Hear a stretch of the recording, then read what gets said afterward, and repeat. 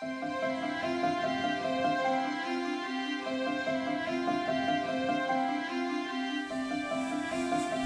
Okay, so this is the first. I'm trying it this way, new format, just right off the camera. I think hopefully this way I will be able to upload more videos more often, just little chunk videos that deal with a very specific thought that I'm having while I'm working on something. That's when I find I have the most thoughts about these things. So we'll see how this works. The way that I was always doing videos before was to narrate them with a really nice microphone and have the close narration, so I'm not saying I won't do that again, but just for frequency's sake, so that I'm not only uploading a video once every 3 months or something, I'm going to try this. And so what I'm thinking about in this piece, this work in progress, is while I'm working on this garment area, I'm really thinking about finished details in the way that they work with contours and texture. Specifically, I think texture is maybe the key word here. The forms, the way that they feel, the way that a form or an object can be exaggerated and made more obvious in terms of the directions of the curvature of lines and things like that. And to me, it doesn't really feel finished. Like some of the areas here don't feel finished until I start to get that. So it's kind of like a really specific little detail thing that I hope is relatively new information, and it's not something that has been covered a lot in a lot of YouTube channels maybe. I would hope anyways. I want to try to provide something new. So that's my goal. Let's get to it. Alright, just so it's super clear, this painting is still like half finished, roughly. All of this area up here is still underpainting. This area is getting closer to being finished. This area is quite finished. So I'm not saying I won't go back into those areas and fix a little bit, but what I'm thinking about right now while I'm finishing these little parts is the pattern that I choose. And there's only so many patterns, right? So there's going to be, for example, no pattern would be an option, and that is not so desirable for this because then we don't get any clues to tie the eye into the image, into the form. If there's some kind of pattern, like for example, thinking about rendering perfectly clear cloth, like, or not clear, but like an opaque colored cloth versus a cloth with like a grid on it, like a pattern, that pattern gives our eye an extra clue as to what is going on in the image. And so while I'm blocking in, for example, and this is going to be something that's common to every like alla prima technique and things like that, while I'm blocking in an area with just basic colors, I'm not finishing it. I'm not able to really do that pattern. I'm able to actually do a pattern later on when I get to the areas that feel more finished, like for example, say up here. I'll try to get a better close-up of this now. So to me, this area here feels a bit more finished. I think because I started to get into a little bit of tiny little circular patterns into the finish, and that's of course going to be completely different depending on what you're working on. The fur of an animal, a hill that has like grass on it or something, there's going to be different types of patterns that you're going to be working on.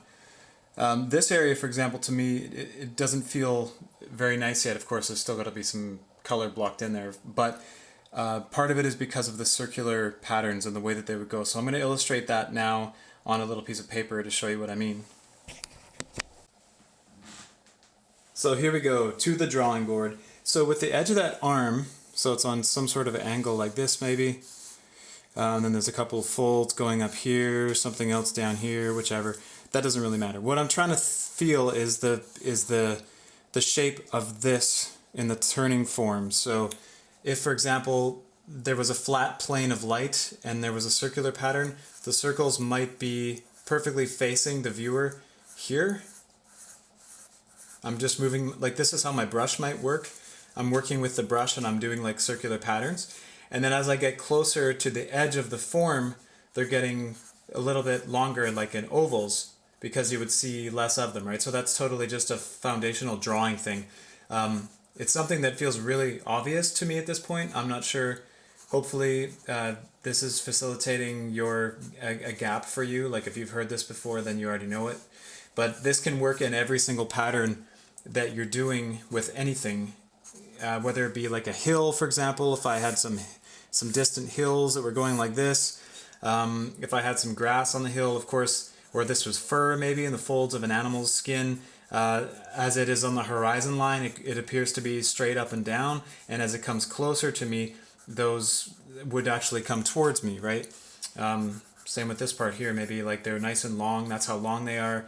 In the foreground, they're longer than the background ones, maybe the background ones are only this big, and the foreground ones are in perfect side view of each piece of fur or piece of grass or whatever it is, and as they come closer to the viewer, they kind of start to jut out towards the viewer. And that just happens all the time in every pattern that we could possibly deal with. So that's why it's really nice to have a thought of some sort of a contour or texture, so that we have this shape that's helping us, almost like a grid, and it can be done with, you know, probably almost an infinite number of potential patterns. You could have little triangles, little circles, little dabs in a certain way. It doesn't really matter what it is. It's just as long as we can give the eye more of a clue as to what the form is, rather than just a flat sort of cartoon work and letting all of the gradients do all the work for us.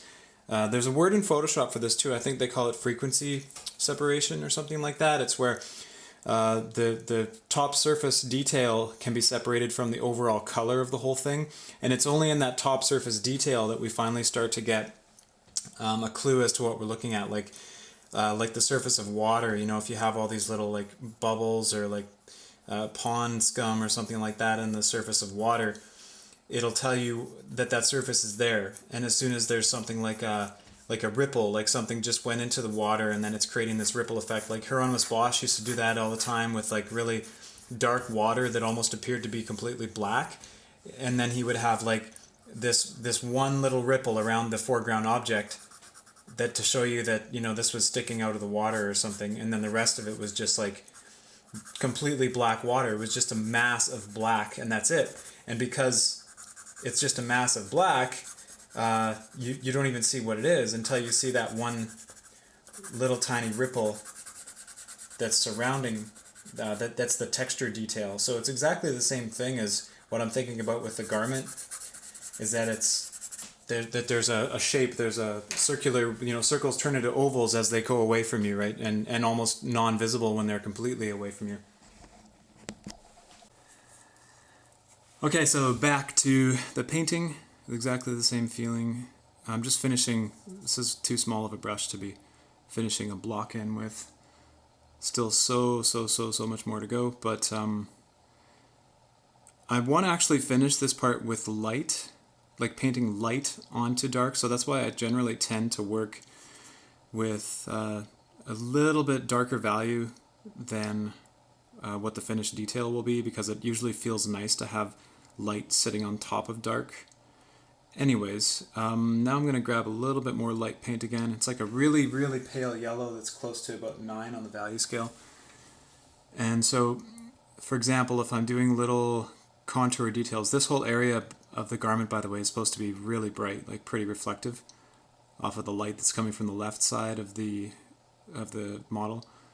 So I might feel like I'm putting these details in like little circles that are generally facing the viewer, and as I get closer to, and it's not perfect, by the way, this is not supposed to be like actual circles, they're just imperfect patterns in nature, which happens all the time, you know, where it's like kind of unpredictable once you really get down to it. But some of the patterns that I'll try to put closer to this side of it will be a little bit longer,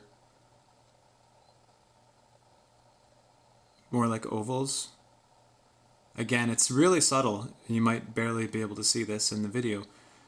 It's so subtle, but it's those little things that really make a big difference. Little things make a big difference to the right viewer, and it's really only the most attentive viewer that we should ever be working for anyways. You know, there's never an excuse that's like, oh, most people won't notice anyways, so why try, right? I don't believe in that at all. I want to make people notice, and so this is kind of one of those things that you don't see from a distance, but you'll definitely see it if you get up close. Okay, so that's my first attempt at this off-the-cuff, not edited kind of a thing. Hopefully I can continue to do this more if these little videos don't take as much time to do. Then it won't be like 6 weeks between posting.